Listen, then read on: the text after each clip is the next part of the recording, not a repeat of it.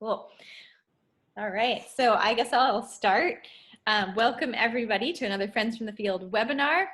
This series is co-hosted by Island Heritage Trust and Blue Hill Heritage Trust, if this is your first time joining us. My name is Lander and I work for Blue Hill Heritage Trust as the outreach coordinator. And Jake, I'm going to hand it over to Jake from Island Heritage Trust to do a little bit of tech support, and then we'll introduce our speaker for tonight. All right, thanks, Lander. So some features to point out that we're going to use today. At the bottom of your screen, there is a chat box that you can tune in, ask questions, make comments as much as you'd like throughout the presentation. I'll do my best to monitor them in current time, and I won't probably be able to answer any of your questions directly, but I will go through them and answer them in the best that I can in order and ask them to Sandra for you.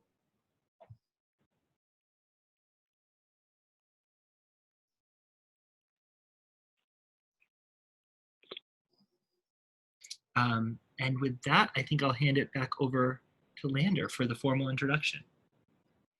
Thank you, Jake. We are so excited and grateful to have Sandra Mitchell here with us today. She is a wildlife rehabilitator and a Maine Master Naturalist, and she's going to tell us all about beavers. So thank you so much, Sandra, and I will pass it over to you. Well, thank you for having me. I'm excited to be here and to see so many people here, and some familiar names and some new ones. So I appreciate everyone coming. A little bit more about me. I actually live off the grid and don't have much in the way of internet access. So that's why you're not seeing a video of me giving the presentation today. I don't have enough connection to be able to do that. So I do apologize for the ducks and turkeys that are Zoom bombing in the background. I have to stand out in my yard and face east to get a good connection. And so here we are. And because of that, also thanks to Lander, who will be advancing the slides today. So if you're seeing a little oddity in our slides going back and forth, we're trying to communicate here long distance to get the slides going. And also thanks to Jake for monitoring the chat for me. So with that, we'll move forward just a little bit. I actually live on a wildlife, federally protected wildlife preserve, and it is largely wetlands. So I am lucky enough to share my yard with about 3 active beaver lodges, and I can watch them year round, which is kind of a really special way to kind of actually see inside the world of the beaver. So I'm going to be talking a bit from personal experience as well as from information that's out there in the literature. And where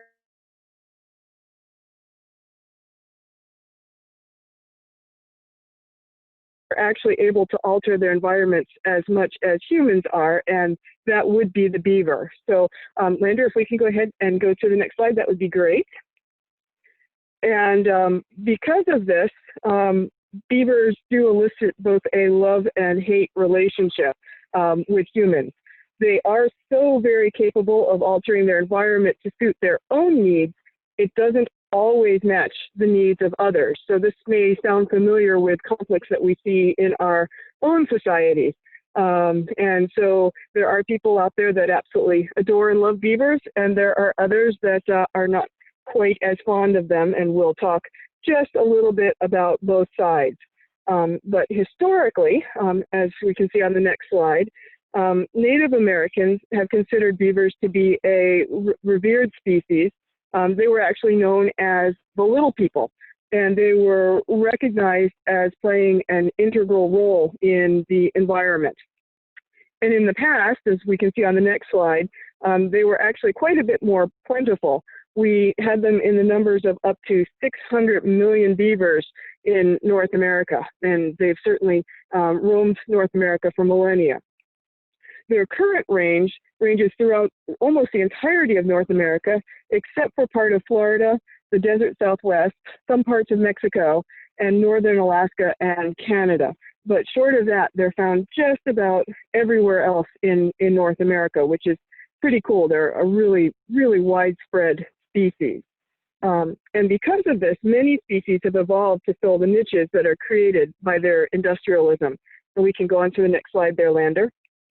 Because of this, they actually have been known as faunal philanthropists. In other words, they've altered the environment largely for good for other species.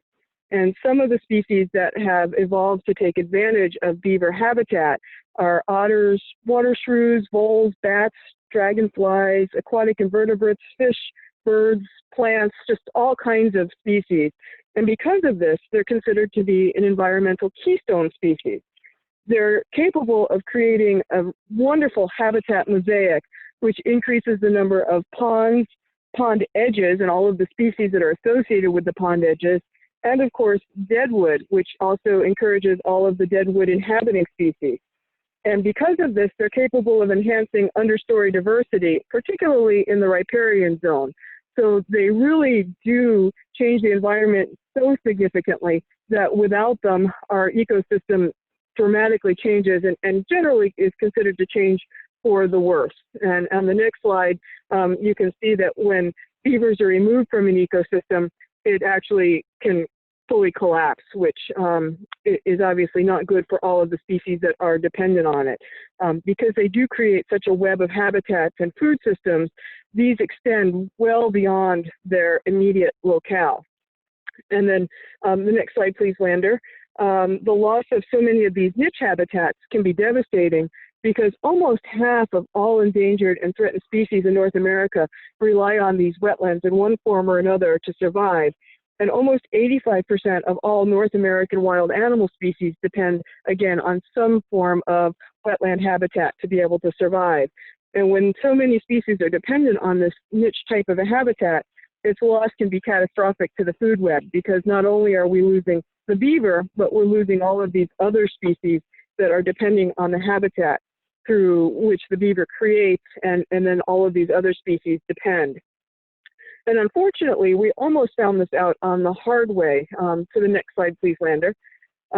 Unfortunately, beavers were massively overtrapped starting in about the year 1550 and lasting for about 300 years. And because beavers did not willingly donate their prized fur, the overtrapping almost brought the beaver down to extinction. Fortunately, in the mid-1800s, silk became the latest, greatest fashion, which then significantly eased the pressure on the beaver population because the price of fur dropped and the price of silk went up. So in an odd way, the fashion market and the familiarity with silk helped to save the beavers as a population. But this also was thanks to the age of conservation, which came around with the election of Teddy Roosevelt. So on to the next slide, Lander, for a little bit of history. With the assassination of President McKinley, Teddy Roosevelt was brought into office and elected in 1904 to another full term. And his views, along with an age of conservation kind of spurred in the 1930s by Aldo Leopold, the wildlife expert, and the development of wildlife management plans were developed, and the recovery really started to become underway for the beaver. As a matter of fact, at one point in our American history, we actually dropped beavers from airplanes in crates with little parachutes attached to try to reintroduce them to parts of the habitat where they were lacking, and we needed to get them. So there was really a full-on conservation attempt to reestablish them into parts of the United States where they had been lacking thanks to the overtrapping. And that includes into Maine. We did reestablish quite a few beaver into the state of Maine as well. So on to the next slide. Despite all of that effort, we really came a long way in reintroducing them. But again, to the next slide. Not everyone loves the beaver. So we'll talk a little bit about that further on down the road. But although beavers have largely been reestablished and they're just about back to their normal ranges, although not to their natural numbers, they're certainly still not considered popular. And this is one reason why they're not. So we'll move on to the next slide, and we'll finally talk about what you probably really wanted to come to hear about, which is a little bit of the natural history of the beaver. Our North American beaver is actually the second largest rodent in the world after the capybara, and it's actually the largest rodent in North America. It's considered to be semi-aquatic and primarily nocturnal. So again, you're looking in wetland areas for it, and you're going to have best luck at night or near dusk or first thing in the morning. And of course, they're famous for their building abilities for dams, canals, and lodges. They have a very, very thick waterproof coat and protective guard hairs and fine underhair, which was what made them so popular for fur back in the day when they were heavily trapped. And their hind legs are longer than their front, so when you actually see them on land, they look a little bit ungainly when they move about, but they can actually get around surprisingly fast, as I've found out a few times when I've kind of come up on them while they were working in the woods. They don't feel comfortable on land, and so they can really book it to the water if they need to. And our next slide, Lander, the beaver dams are kind of the safe zones for beavers. They provide protection for the colony as well as the lodge. They make it possible for the beaver to actually float the trees on the water, and it gives them easier access to the food because they can actually swim to the area where the food is, drop the trees into the water, and then pull it back to the lodge for consumption. They'll often divert water to start the dam, and they need to be able to have this dammed water in order to survive in that region.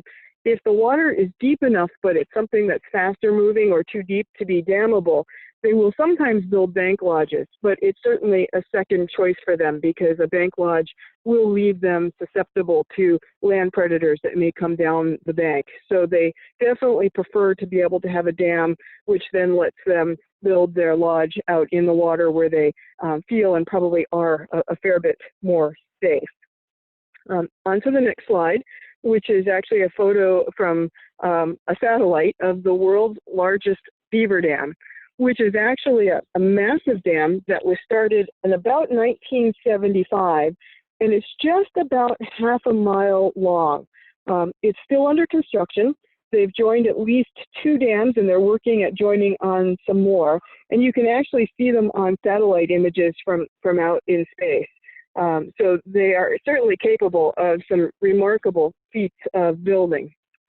But usually, as we see on the next slide, their dams are quite a bit smaller. Their goals are to maintain a water level of about 2 to 3 feet to prevent winter freezing at the base of the pond. They want the top surface to freeze, but they want to be able to go underneath to get their food stores and leave the lodge for short periods of time. If it freezes entirely in, they really don't want to be frozen into their lodge. So they need to keep a fairly deep water level so that it doesn't freeze all the way to the bottom of the lake. They drive the branches into the mud of the stream to kind of form a base, which faces upstream. And then over time, they add leaves and mud to strengthen the dam. And then they will build the dam typically up to about 6 feet and usually about 14 feet in length. And those of you that have seen beaver dams know that certainly it can be a little smaller, a little bigger. They build what they have to get the job done. And their drive to build this dam is actually triggered by the sound of moving water. So when they hear moving water, they feel the need to dam it up. And they'll actually even go and try to dam up recordings of running water. It's one of the ways that researchers have attracted beavers into certain zones. They'll play recordings of moving water to get the beavers to come over to the recording, and then they can have better access to them. So they really feel this strong need to dam up any running water that they hear. And on to the next slide. Their ability of building these dams are what makes them so very capable of changing their environment. Some people actually argue that dams are an example of tool use by animals, that they're actually using a tool to alter their environment. Other people say that if you can't pick it up and carry it, you aren't really using a tool. And I don't know, I kind of think if you need to use things like dynamite to be able to blow it up. They've done a pretty darn good job with, you know, 2 furry paws and a mouth to build a pretty strong structure that's probably better than a lot of people would be able to do. So I kind of fall on the side that, yeah, they're doing a pretty good job of using some tools here. But slower water often gets a kind of a straighter dam than faster moving water, which you can think of makes sense. When water is moving fast, it's going to have more force, and so a curved dam will be stronger than a straight dam. So they actually even know some of the laws of physics and know that if it's a slower moving water, they can get away with a shorter straight dam, and if it's a faster moving stream, they're going to need to curve that dam in order to be able to prevent the water from breaking through. And then on our next slide, we'll see some of the benefits of beaver dams, which is really the biggest way that they alter their ecosystem. These dams will allow flooding, which then restores the wetland. And it has a lot more benefits than just creating a wetland area. It actually serves to clean the water, because the water is forced to slow down as it comes to the land, which then allows toxins and so on to drop down to the bottom, and the water that's coming off the top is cleaner. They help to control floods downstream from the dam unless the dam breaks, which obviously causes an issue. It allows for increased biodiversity. It helps prevent erosion because we're also controlling the flow of the water. Excess nutrients and so on also drop down and help to remove it from the ecosystem, but it also makes more available some nutrients like nitrogen and phosphorus and some of the dissolved organic matter in the water. It produces some nurseries for a lot of fish, especially things like salmon and trout. It mediates the water temperature because always when you have deeper water, it's going to be a little bit cooler than when you have shallow water. So it mediates the water temperature and cools things down. And then obviously it also helps the frog populations, which as we know is somewhat endangered at this point, provides habitat for migrating birds. And I can attest from watching my own wetland, all kinds of animals come and go and use the wetland even just temporarily during migration season. But unfortunately, as we can see on the next slide, beaver dams don't necessarily come without problems. And as we all know, we've heard of people that have had property damage and flooding that have been caused by dams. Occasionally dams will burst and they can overwhelm coverts, especially during the heavy spring rains when the beavers have been cooped up all winter and the dams maybe have weakened, and then we get a lot of melt and flooding. And so spring damage is certainly possible. But most of the problems that we see are where the environmental change caused by the beavers intersects with people.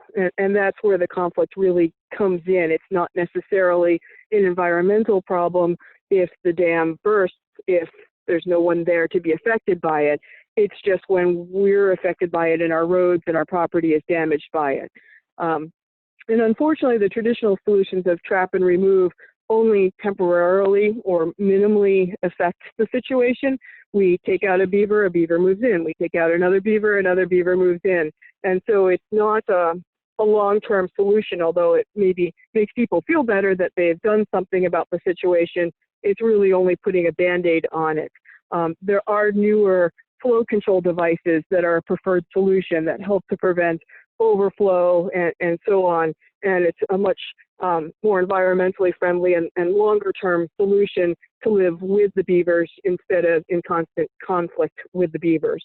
So fortunately, these things have now been developed and are making things a little bit more palatable on both sides, I'm sure.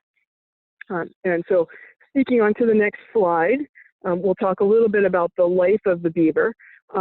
They do spend much of their time in the water. And there was a question in the chat box about whether they've always been nocturnal or if it's just from human trapping. Human traps typically and traditionally have often been drown traps. So they are able of killing the beavers 24/7. So it's not the type of thing where they're more of danger from humans during the day or at the night. I think that beavers just kind of naturally favor nighttime activity. And I know that my little pack of beavers hasn't experienced any trapping influence for quite a long time. And it's always right around dusk that I see them moving about, and they'll move around for a few hours after dawn, and then they kind of settle in for the night, for their night, I guess I should say. Beavers in general are very vulnerable to predators when they're on the land, not so much when they're in the water. They've got a lot of self-defense when they're in the water. They can dive and get underwater pretty quickly, and not too many species can follow them. So they much prefer to be on the water. And they kind of create their own safe spaces. They flood their environment, and that makes for their own little safe spaces. So this is where they really heavily rely on water to make themselves safe, and that's where the dams really do come in. So moving on, we'll take a look at the family units. Beavers actually are surprisingly large. They can actually weigh up to 50 pounds, which is pretty massive. They tend to live together as a family unit. In the lodge will typically be an adult female, an adult male, their yearlings, and the kits of the year. So there can be a lot of poundage of beavers in a given lodge. And they work together as a family community to build and maintain the dams and the lodge and bring in the food stores. So they are very family oriented, but they also do pack an awful lot of poundage into those lodges. So when you see them in the winter and you think of the fact that there's, maybe 8 or more beavers kind of all holed up in there at 50 pounds apiece. Well, the kits won't be 50 pounds, but there's a lot of body heat being generated in there. And then we can take a look at the next slide at their territory. The family unit also does maintain and defend the territory as a unit, although the adults probably take that a little more seriously than the younger beavers. They quite haven't learned the importance of defending their territory yet, but they will mark with scent mounds, which are made of mud, debris, and castoreum, areas all around the edges of their territory. And this is a marker to strange beavers that say, this area is taken, don't even bother to come in. Because interactions between strange beavers can be extremely aggressive and injuries can occur. And so it's in everybody's best interest to avoid those types of interactions if at all possible. And so they make these scent mounds in an attempt to repel these invading beavers, to say, look, this territory is already taken. You might be looking for your own territory, but this one isn't it, because we already have a family living here, which makes things a little less aggressive between the beavers. And the castoreum is actually a product that is made from the beaver urine. It's produced and stored in special glands at the base of the tail, which is different from the anal glands that we may be familiar with other species that mark their scent. For example, some of the canine and felid species that will mark with anal gland material. This castoreum is actually not an anal gland material. It's a urine-based product that's produced completely separately. And it was one of the products that was prized from beavers in making perfume bases and things like that for humans. So it was one of the products that we unfortunately were using beavers for. But fortunately, that use has now decreased somewhat, and the beavers can use it for their scent marking and so on. And then one of the other communications that we see between beavers in defending their territories is something that all of you that canoe may be familiar with, are the tail slaps. It's been many a time I've been paddling on the beaver pond behind my house that all of a sudden I hear tail slaps. And I didn't see them, but they saw me first. And it's a way that they let everybody else on the pond know, beavers and unfortunately all the other wildlife, that something that may be of danger is out there. And so everybody knows to take shelter, or at least pay attention when they start hearing tail slaps from one of the family members. And then taking a look at the next slide, we'll look at some of the lodges. The lodges are typically located in the heart of the beaver territory. In most instances, they have an underwater entrance, which helps deter predators. It limits predators to those that can swim and actually find the lodge. When they come in, there's actually a little landing pad where they can act as kind of a home base and dry off. It's kind of their version of a mud room. And then they have raised sleeping quarters, which kind of act as the bedroom. And the kitchen, as we'll see shortly, is usually just a short distance away in the stream bed right around the lodge. So they basically have their whole floor layout very nicely and similar to us. And then the whole family camps out here for the winter. As long as the water is thin enough for them to be able to poke through the ice, they'll still come out and harvest food and do their things. But once the ice is frozen solid, basically they're in this lodge and underwater world for the duration until the ice goes out again. So it's definitely in their best interest to have the lodge well built, very secure, and everything that they need there and handy. And as I mentioned, they can produce quite a bit of body heat in these lodges, and you can actually sometimes see steam rising from a little vent hole in the top of the lodge during the winter months when it's quite cold. And as I said, these lodges can be quite huge. The main chamber of the lodge can be as much as 8 feet across and up to 3 feet high, although that's in the literature. And I have to say some of one lodge, particularly in my pond, is a good bit taller than 3 feet high. So they can be pretty massive. And then if we can take a look at the next slide, we'll look just a little bit at bank lodges, which are not as common and not as popular. But when the water conditions aren't quite as suitable for a traditional lodge, the beavers may actually dig into the banks of the pond or build on the shore of the lake. And not to confuse you, the main chamber of the lodge, if it's a bank lodge, is not this big. This should have been on the previous slide. But the bank lodges are actually dug chambers into the wall of the bank. And then they blanket the walls of the lodges, whether it's a bank or a traditional lodge, with grass, wood chips, all kinds of nice soft stuff that they may be wanting to use over the course of the winter. So they really tend to build that up pretty nicely during the fall months. And if we can take a look at the next slide, we'll talk a little bit about their food cache.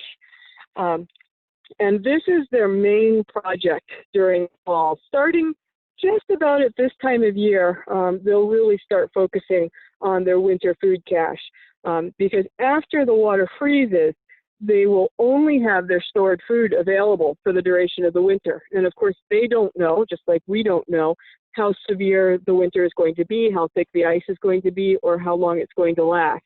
So they always assume the worst and try to put in more food than they think they're going to need, so that they'll have enough to get through for the entire family for the winter. They store the branches in the mud near the lodge, so basically they will poke everything all the way around so that they can access it from underwater, because they won't be able to get it from on top of the ice. They need to get it from underneath the ice. And they'll store up somewhere in the neighborhood of 2,000 pounds of edible bark, leaves, and twigs, because a single beaver will eat about 2 pounds of food per day in the winter. And as we talked about, there are a lot of beavers in that lodge, and so all of them are going to need to eat out of this larder. And so this is something where the entire family does contribute to the larder.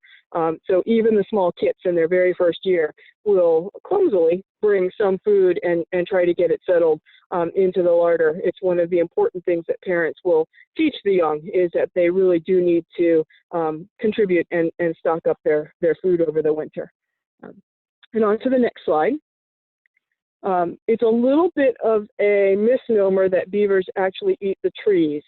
They use the trees, but they don't actually eat the wood of the tree. They eat what's called the cambium, or the inner layers, the kind of the layer right underneath the bark. The rest of the tree will actually be used for building and construction and things along those lines, but they're going to eat the inner layer of it. And so they tend to gravitate towards having a lot of the smaller branches and so on stashed away, because they're a little bit more edible. They tend to prefer the bark, the leaves, the buds, the stems, of course, the smaller twigs. But in nicer weather, in spring and summer, when more food is available, they will also eat grasses and mushrooms and all kinds of stuff. Whatever they can get, they will eat during the summer months, and they'll stash away the harder fibrous stuff for the winter when the other stuff is really not available. So they do indeed digest a lot of fiber. And much like a lot of our other herbivores, for example, rabbits, they also practice coprophagy. In other words, they eat their own stool so that they can extract as many nutrients out of it as possible, in particular B vitamins. So they recycle everything. They're the ultimate in recyclers, and they really need to do that because especially their winter diet is not particularly nutritious. But they do like to eat a lot of different of the trees: aspens, poplars, birch, sugar maples, willows. When these trees have been depleted, that's when they start to think about moving on to a different water source. And so these trees are really their key. They need to have these. If they're having to move into some of the pines and spruces and so on, they're getting onto pretty thin pickings, and that's when they start to think about moving on. And they've actually also been known to play forester in their environment. If they have undesirable trees, for example, hemlocks that are shading out other trees, they'll girdle the hemlocks to kill the tree and then to release that area for better trees to grow back. So they were kind of the first in foresters in selecting which trees they would like to cultivate in their environment. So they don't just take all the good trees, they also cultivate having some of these trees grow again in the future, which is really kind of a cool thing.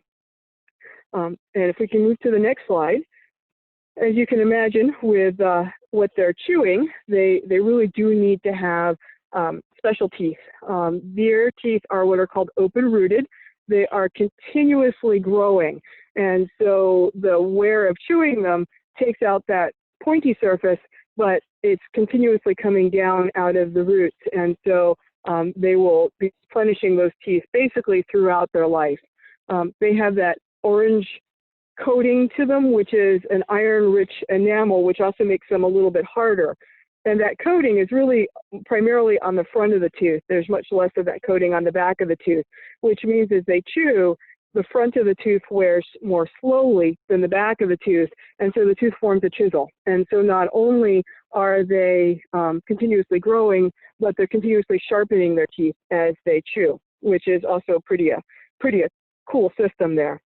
And as you can see by the skull, their teeth are disproportionately large. They can be as much as 25 millimeters long and 5 millimeters wide. So they're pretty formidable weapons there. Not that they use them as weapons, but if you're a tree, it's going to bring you down pretty quickly.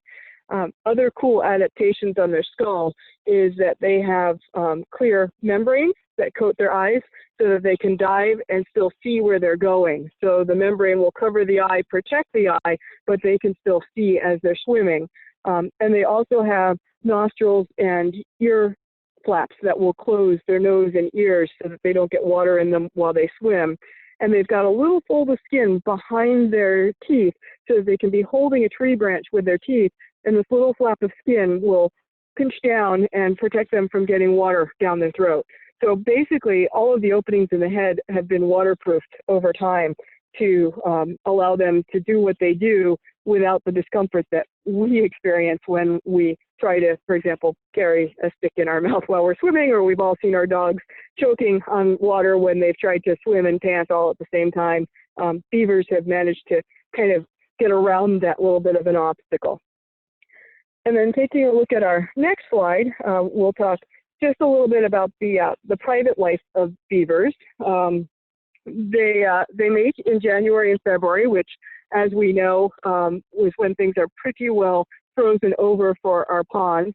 So not terribly surprising, they're monogamous. There aren't a lot of other beavers kicking around when you can't leave your house. So kind of like the COVID scare, beavers have forced to be housebound for the bulk of the winter. And they give birth typically around April or so. And in some areas, they may just barely be getting out of their lodges by then, depending on how hard a freeze up we have in that particular year. They will typically give birth to 2 to 4 kits in a year. and the yearlings will usually help to raise those kits. And so basically, most of the private life of the beaver is actually a pretty public life because all of this is happening in the lodge in midwinter. Of course, what else is there to do in the middle of winter if you're frozen in? But they are mating with their yearlings from the previous year there as well. And they give birth in the early spring also while the yearlings are still present. So much like everything else in the life of beavers, all of this is a family event from mating all the way through to giving birth and then to raising the kits. There is so much for beavers to learn to be self-sufficient that they actually stay with the parents for quite a long time. And so they actually experience firsthand this entire cycle of raising young. So much like, you know, the oldest sibling helping to raise the youngest sibling in the human household, beavers kind of go through the same cycle. So if we can move to the next slide. As far as kit duty is concerned, the kits are born with fully furred and they have open eyes. If the water is thawed, they're actually able to go and swim almost right off the bat within about 24 hours. And they start to leave the lodge freely at about 4 weeks of age, and they'll start to wean after about 2 weeks, although they'll take advantage of it longer if mom will let them.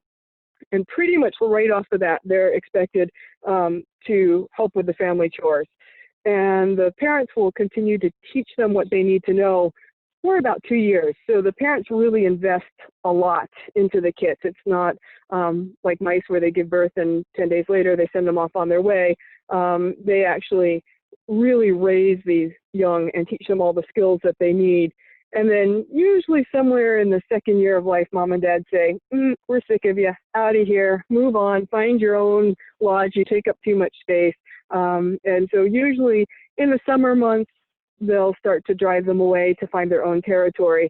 And that's where all those scent mounds and so on become really important, because when beavers are starting to look around for their own territory, it avoids a lot of conflicts if they see a scent mound and they know, okay, this one's taken, I need to keep right on moving. And then usually the year after they get kicked out, they'll start to become reproductively active. So at about 3 years or so of age, they'll start to become reproductively active. So taking a look at the next slide here, the young beaver gradually gain more and more skills and accept more and more responsibilities in the household until they're dispersed. The kits will usually help, but they probably just serve to make a lot more work for the older beavers, because it's kind of like having a 2-year-old toddler helping to make dinner. They don't know what they're doing, and they're just really creating more dishes and more mess than they are actually helping to make dinner. But that's all part of the process of learning how to make dinner. And so the older beavers mostly tolerate that and try to help to teach them. And then the yearlings are the ones that often will take on the surrogate role of raising the kits, while the adults are actually out and making and cultivating the scent mounds and, you know, really making sure the food stores are put away and so on. So there's a little bit of tier of duty to be done there. And then taking a look at their next slide here, one of the big skills that they actually have to learn are logging skills, and how to fell a tree without being fallen by the tree. And it certainly does happen occasionally that beavers do get pinned by the trees that they are trying to fall. But they do have to learn to fell the tree, and the reason they take the tree down is to access the upper branches and the leaves. They don't necessarily want the tree itself, and obviously some of these super large trees, they're not even going to be able to pull to the water to float. But if they can, they will. But very often what they're at is getting all of the branches and the leaves and so on. They eat the most nutritious and digestible part. If you think of branches and leaves as being nutritious, they'll use as much as they can for construction. And then obviously, you know, we've all seen kind of the bases of the big trees that they've had to leave just because they're too big to be moved. And then taking a look at the next slide, they will do some selective logging as well. They have some kind of a special progression that they'll use. The younger beavers will start with really small trees and then work up to larger and larger and larger trees. And they can really fell a tree very quickly. It only takes a few minutes to fell a 6-inch diameter tree, which is probably about the average size that they would like to take down. They may girdle trees, as we talked about, which they really don't want in their environment. And then another one of the kind of cool things for their digestive process is that most animals can't process all of the cellulose that's in the wood. But beavers actually have special microorganisms in their cecum, which allows them to digest it. So they can actually use bits of wood that other animals wouldn't be able to process. So the name of their game is going to be to work quickly, consistently, safely, and then get as much wood as possible ready for the winter for the entire family. And in the spring and into the summer, they'll repair dams, they'll repair their lodges, they'll kind of get their housekeeping in order, and then this time of year, they're going to turn to taking the wood primarily as a food source. So taking a look at the next slide, beavers have a really smart motto. If you haven't gathered, I think beavers are really smart creatures. They work smarter and not harder. They prefer to use the wood to float the water to float the wood to where it's going to go. So they try to fell trees that are very close to the edge of the pond so that they can float it to where it wants to go. Although in the fall, especially when they're looking for wood for food, they'll forage a better distance away from the water. But again, they're quite vulnerable to predators when they're away from the water. So they'll often create channels to help float that wood. So even if they're a third of a mile away from the water, they may have a channel that comes right up to near where they are so that they can escape into the water and they can pull the wood to the water. I have channels bisecting my property everywhere, which is a real gotcha in the winter when you're snowshoeing and all of a sudden you're up to your waist in a beaver channel that you had no idea was there. So a small price to pay, but I recognize the importance for the beavers. And as I said, they're going to relocate just vast amounts of wood this season. And then taking a look at the next slide, you may be wondering actually who eats predators, or eats beavers, I'm sorry, who the predators are for beavers. And it's typically the young beaver that are prone to predation. They're not necessarily born the smartest creatures in the world. They kind of have to learn just a little bit. And so much like the teenager learning how to drive who is invincible, the young beavers sometimes are a little bit invincible too, and so may be taken by bear and wolves and coyotes, lynx, otter, fisher. I actually watched an otter trying to take down some of my young beaver kids. Fortunately, mom and dad were there and we're not going to have any of it.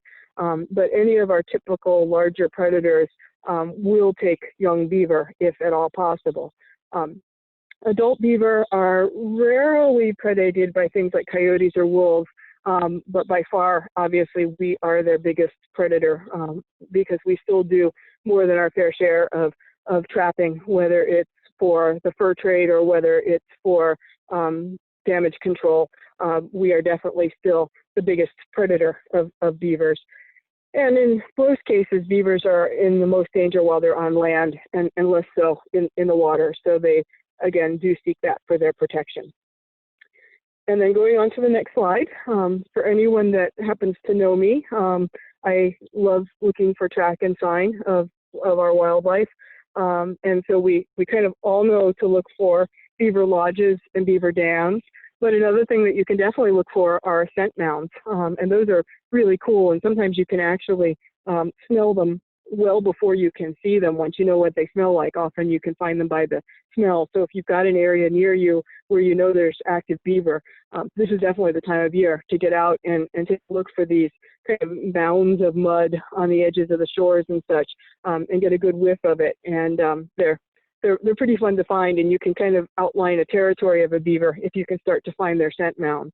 And then other signs that we can find, you'll see on the next slide. Often you'll find these chew sticks, and you can see on the slide on the right, you can see actually the incisor marks. Those are the teeth marks of the beaver where they chewed off that cambium.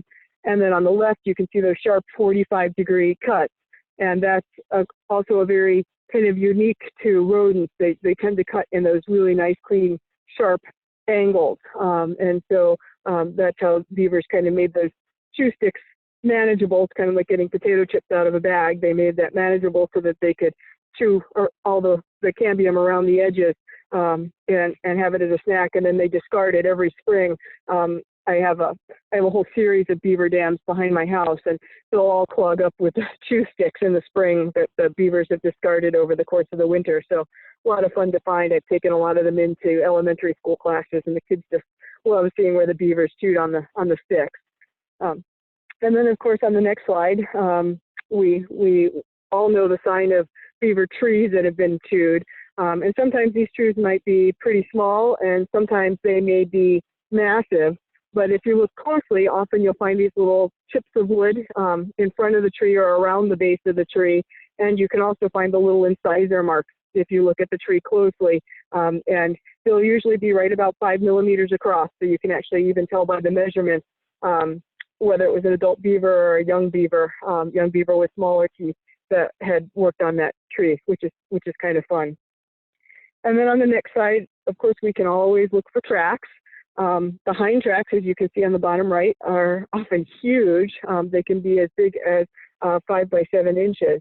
And you can often see the little webbing in between the toes, which you can actually see on the upper left track fairly nicely. You can see that little webbing across the edges of the toes. But sometimes we don't get to see the tracks. It's kind of special when you do get to see the tracks, because often the beaver is dragging either its tail or some wood along behind it. So often you just get to see a lot of drag marks. So it's kind of nice when you can see clear tracks, because the beaver's obviously been walking with his tail up that way and no wood, so you can actually get a nice look at tracks. So it's pretty special if you actually get to see the tracks for the beaver. And then if we can take a look at the next slide, if you're even more lucky, you may get to see some beaver scat. And as we talked about before, beavers will usually eat their own scat, much like rabbits do. And other times they will defecate actually in the water, so you don't get to see it. But if you're really, really lucky, you may get to see it in very shallow water or up on land next to where a beaver has been feeding. So if you see something like this, that's one of those that you want to dry and put on a necklace, like those little moose pellets that you can get at all the fairs. You can have your very own dried beaver scat necklace. But that's like finding a 4-leaf clover. So that's a very special thing to find if you do manage to find it. So if we could take a look at our next slide, now that we've kind of crossed the line and we've talked about the public-private sex of beaver and beaver poo, it's probably best that we call it a day at this point and not delve any further into the secret lives of beavers. But I hope that you found it interesting and learned some things, and that you had some things that were new to you that you can pass on to others. And I'd be happy to open it up to any questions at all. Thank you so much, Sandra. That was awesome, and I so appreciate you hurdling over the technological challenges of making this possible. So thank you. I'm glad that this didn't drop out. That's all. I actually too am experiencing just a little bit of interference with my Wi-Fi. So if I cut out or anybody I need to repeat myself, please somebody let me know. Sandra, there are a couple of questions queued up for you in the chat box. And Lander, are you able to monitor the raise your hand feature? I am, yes. I closed out of screen sharing, so I can help with the monitoring now. Excellent. All right, well, I'll start with the chat box, and then you just cut me off at some point if there's somebody who wants to raise their hand. Sandra, the first question, I think you answered the first question about the beavers becoming nocturnal in response to human trapping during the webinar. And the we actually had a book suggestion from a Carol Gregory. She highly recommended the book Eager, The Surprising Secret Life of Beavers and Why They Matter by Ben Goldfarb. So I've actually heard of that book. I haven't read it, but I've heard good things about it. So it's on my winter reading list. well, thank you, Carol, very much for the recommendation. Absolutely. We have a question. Well, we have a statement and then a question. Ronald was saying that Acadia National Park founder George B. Dorr introduced beavers on MDI despite the objections of John D. Rockefeller Jr. He found them to be a bit of an inconvenience and unwarranted expense. Do we know the current position that the park holds about their beavers? Do they cherish them, or do they find them still to be a little bit of a nuisance? I actually don't know, but my guess is that, you know, most parks, I think, do have a little bit of a love-hate relationship because they are good at destroying things like trails and carriage roads and so on. But they also recognize the value of them. So my guess is that much like any other land designer, that there is a little bit of a love-hate relationship, but I'm not sure exactly what the current stance of the park is on them at this point in time. Mm-hmm. Very good. Well, well, hopefully they find a good balance with the beavers over on MDI. Speaking of the island on Deer Isle, one of our guests was commenting that in a certain pond, she noticed that there were maybe two or three lodges by the road, and she was wondering whether, are they possibly all occupied, or one of them compromised and they moved to a new one and built something different? Yeah, and you know, that's always an interesting question, and I think beaver tend to be a little prone to excess, and that they will often have a main lodge and a backup lodge and a backup lodge. But closer to winter, they actually pick which one they like. I had one here and I have multiple lodges in my main pond, and I had one that had been the active lodge forever, and all of a sudden I noticed that it didn't seem they were taking a good care of it, and then just boom, overnight they moved out and moved into one of the other lodges. And so, you know, maybe it develops parasites, or maybe they want a bigger lodge, or, you know, it's like with people moving out of their houses, you know, who knows sometimes what the reason is. Maybe the food source is better near one of the lodges than the other. But I think often one group of beavers will build multiple lodges, and then they pick one as it gets a little closer to winter. I think it would be unusual to have multiple different families living in one smaller area, unless there's a lot of pressure on the beavers. I think it's more likely that one family has built multiple lodges, and, you know, maybe the parents want a night alone and they send the kids to the spare lodge for the night or something. But I think that just tends to be a little instance of beaver excess. Awesome. Thanks for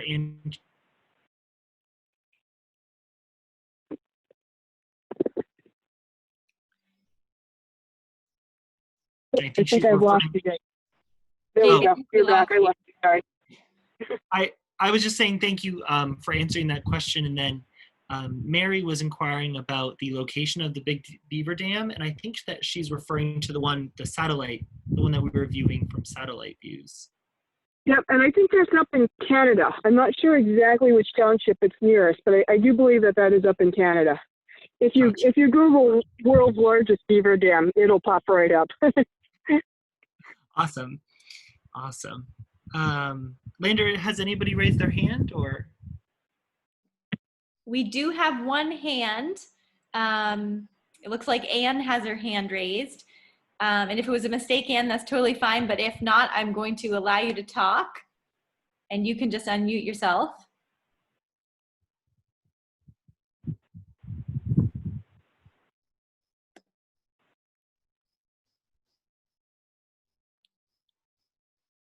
Anne, I think you have to unmute yourself on your end if you'd like to ask a question. Can you hear me now? Yes. There we go. Okay. I just wanted to, I guess, I'm not sure whether it's a question or a comment, but we own a farm in the country, and it's along both a river and a stream. And we have been blessed with beavers, which we are very happy to have there. But we have had challenges with trappers who don't have the same opinion of beavers as we do. And I wonder if there's any information about how we deal with those predators that you're not welcoming. Well, unfortunately, there isn't much that you can do to stop if someone is wanting to trap, as long as they're not walking on your property. So the waterways are considered public property. So if once it's frozen, they can walk on the water and legally access areas that they wouldn't necessarily otherwise access.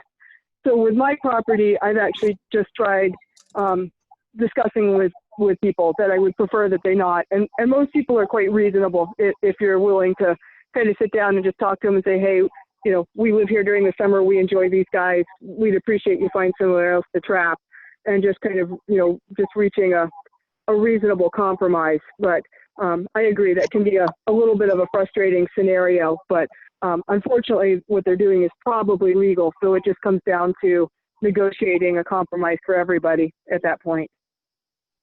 Thank you. Thanks, Anne. I think that's all the hands for now, Jake. It looks like we have more questions in the chat box if you want to read some of those off. And we have several from David Porter as well at this point. Great. So I'll just keep going kind of chronologically, and we'll get to as many as we can.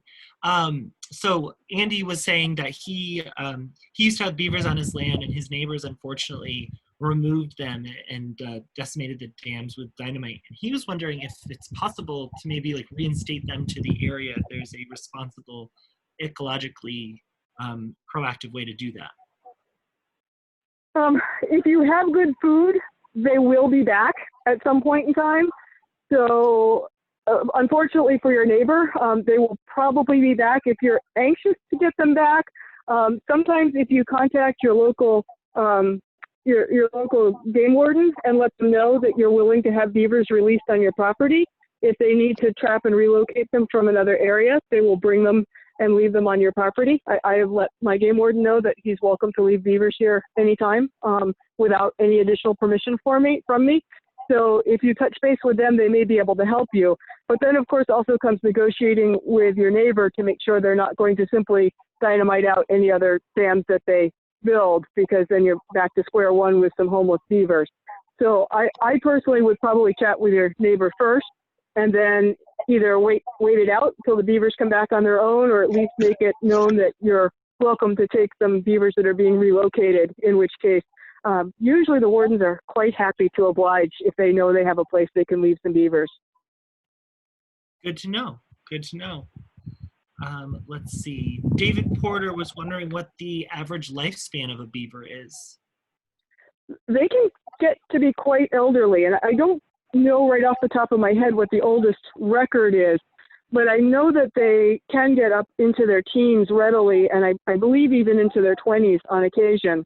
One of the beavers in my pond he's clearly ancient. He's massive. He's blind in both eyes, and the only way he knows I'm there is if I'm upwind from him and he catches my scent. But otherwise, he just kind of obliviously goes on, and he looks like a little 90-year-old man climbing on shore to get his food and so on. But I believe they can pretty readily get up into their teens if they don't reach any predators. The critical is getting to that, 2 years of age and getting settled on their own territory. If they make it to that age, they're pretty well golden.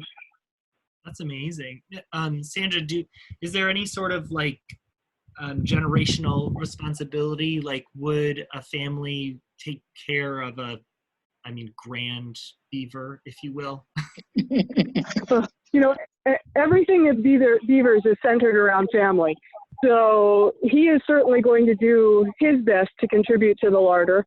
And, it may not be as much as a yearling would, but, he's certainly going to contribute. And unless he's becoming a liability, I don't see that they would necessarily evict him from a lodge.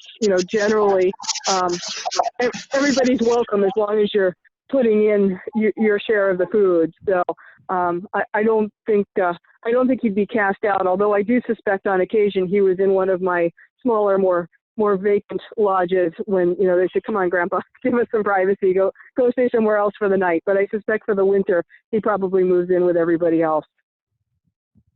Awesome.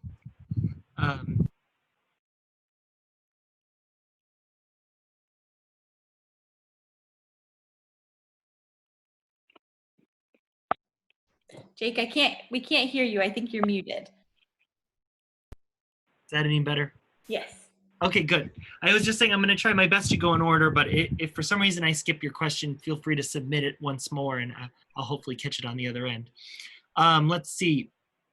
Can you explain what a beaver deceiver is and how it works? I actually am not completely familiar with a beaver deceiver. So I have heard of them, but I'm not familiar enough with them to be able to teach them. So that's one where I'd have to yield you back to Google to try to sort out for some reliable information. But my focus has always been on attracting beavers and not necessarily trying to get them to not do their natural thing. So I'm not familiar enough with that to talk about it. Okay, fair enough, Sandra. Let's see.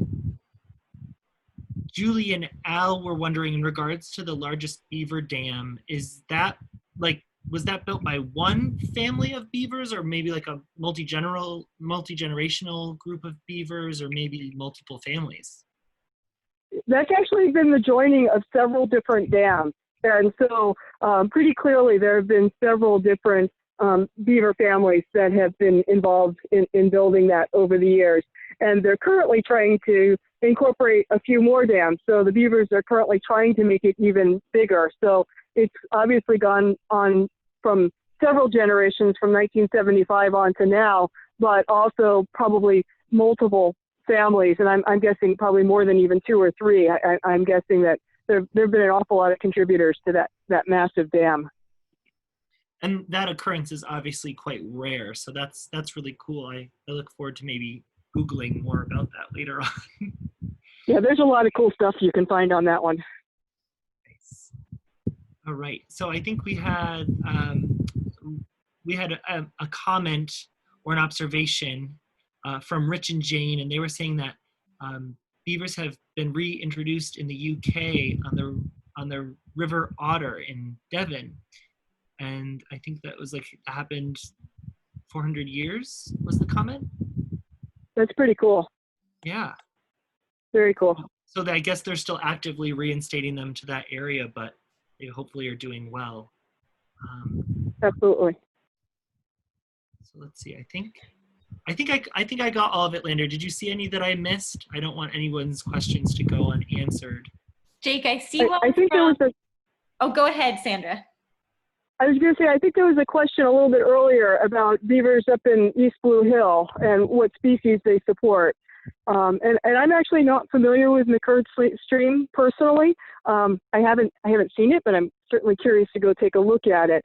But my guess is that they would probably be supporting, all of the traditional wetland species that we would see in any wetland, because there's so many frogs and birds and so on that are supported by any beaver population. So I would expect that would be the same in East Blue Hill as well. Awesome. I think you got all of them, Jake. Sandra, did you see any other questions, or did we cover them? I didn't. I think you got them all. Great. So we got it. We'll maybe one more minute. If anyone wants to submit a last minute question, we'll tune out at 5:05. And Sandra, thank you so much for your time and your sharing your knowledge with us about these wonderful creatures. Oh, you're very welcome. It's a lot of fun, and I hope that with knowledge we can get a little more protection and understanding for the beavers. They're not trying to do damage when they build their dams and they flood. They're doing their thing, and we're just intersecting in an unfortunate way. So if more people understand, then hopefully we'll be a little more forgiving when things happen. Absolutely. We had one last minute question from Andrew. Sandra, he was wondering if beavers do block streams that migrating fish need to swim up. Does that happen often? Does that change things? You know, that's a good question, and I don't know. And my guess is that they may block some of those streams, but you know, I don't know for sure. My guess is that in the early season, which is when the fish are moving the most commonly, that they would probably be able to flow over those dams. I know that I'm on part of an alewife migration route, and I know that they are getting over my dam. So my guess is that in the early season, when there's a lot of water flow, the fish are still able to make it over the dam. It just takes them maybe a little longer with a little more effort. In the spring, the dam is usually right up to the water line. You know, this time of year, my dam is sticking several feet out of the water, but in the spring, the water is usually lapping right up at the edge of the dam. So my guess is that even if they do block some of those streams, that it's mostly just an inconvenience for the fish than an actual, like a human dam where we're stopping their progress. Gotcha. And one last thing, Sandra, Holly was commenting that she went swimming with beavers in New Mexico and was wondering if she was maybe in any danger for some reason. I'm wondering if those were not beavers, because I don't know that there are many beavers in New Mexico. That's one of the drier areas that I think beavers are not normally present. But in any event, if there were beaver there, she certainly wasn't in any danger from the beavers. They are strictly vegetarian, and they really don't have too much interest in humans. They were probably more afraid of her than the other way around. So certainly not in any danger from the beavers. Thanks, Sandra. And I just want you to know, I think you can see this yourself, but there's been a lot of praise as people are logging off, thanking you very much for such a wonderful presentation. So I wanted you to make sure that you knew that. Thank you, and I definitely appreciate everybody coming and spending an hour chatting about beavers. Thank you so much, Sandra. I've learned so much that I can't wait to share with children that I work with. Beavers are so cool. They really are. And I see a question about whether the webinar will be available for viewing. So I assume that you'll have that posted at some point on the website? Yes. Tomorrow I will make sure that the recording is downloaded and included as a link in anyone who's registered follow-up email. And then we'll also have it on our websites to view as well. Super. It looks like we have another hand raised. Sandra, are you okay if we have one more question here before we sign off? Sure, I think I've got some battery power left. All right, so it's from Megan. Megan, I'm going to allow you to talk if you'd like to ask a question. I think you just have to unmute. Yeah, can you hear me? Yes. Yep.